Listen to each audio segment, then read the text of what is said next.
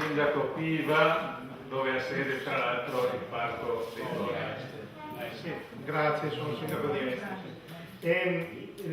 Credo che questa iniziativa sia importante che la trasferiamo e la divulghiamo anche all'interno dei nostri parchi, perché credo che sia la giusta risposta a un disegno di legge, quello della Giunta regionale, che era sinceramente irricevibile, neanche affrontabile in termini di discussione. Perché una cosa che si è sottolineata secondo me poco a livello regionale è che toglieva qualsiasi ruolo agli enti locali. Questo andava detto perché noi diventavamo un'appendice consultiva come enti locali rispetto a questa nuova organizzazione che si voleva dare alla regione.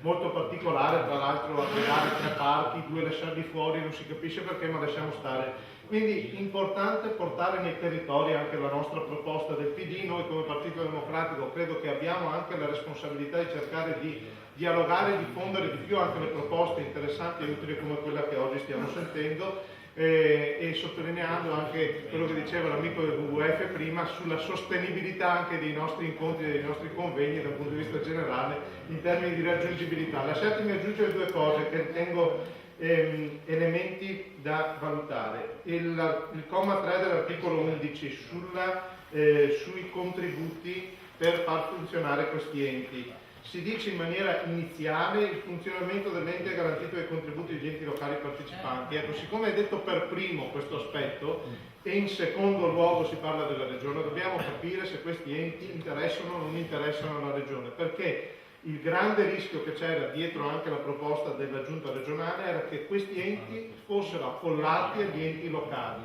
Ecco, nelle condizioni economiche in cui siamo noi come enti locali, credo che dire una cosa di questo tipo responsabilizza tutti noi, ma ci diciamo anche chiaramente che le forze non ce le abbiamo, e credo che l'esistenza dei parchi sia un valore per la regione come sistema parchi, per tutto ciò che sta dietro il tema del turismo che si diceva giustamente prima, l'agricoltura, la tutela del paesaggio, insomma sono temi che sono di interesse regionale. Io credo che la regione si debba far carico prima degli enti locali di questo. Secondo me questo va detto in maniera chiara, perché guardate, la norma scritta così potrebbe lasciare morire di fame, come diceva Antonella Buson prima, i parchi, perché a quel punto la regione si tira in parte e dice beh adesso parlate di voi.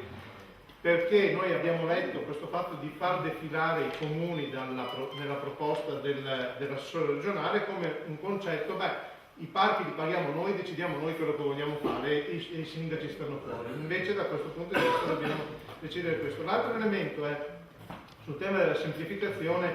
Io credo che forse basta il presidente del parco e non serve anche il presidente della comunità del parco. Semplifichiamo, secondo me da questo punto di vista, è un organo ulteriore che dal punto di vista di indennità non ne avrà magari, ma anche in termini di semplificazione credo che i cittadini ci chiedano questo. E poi sottolineo la necessità di sempre su una situazione di limitazione delle risorse, di ipotizzare che i direttori siano scelti, se non all'interno del parco, perché magari ci sono dei parchi dove non ci sono dipendenti regionali che sono dirigenti, ma entro i dirigenti della regione, cioè non creiamo altre figure che hanno costi per i cittadini, perché sennò magari su questi elementi veniamo penalizzati all'esterno dicendo che vogliamo aumentare la spesa pubblica, cosa che non possiamo permetterci. Grazie.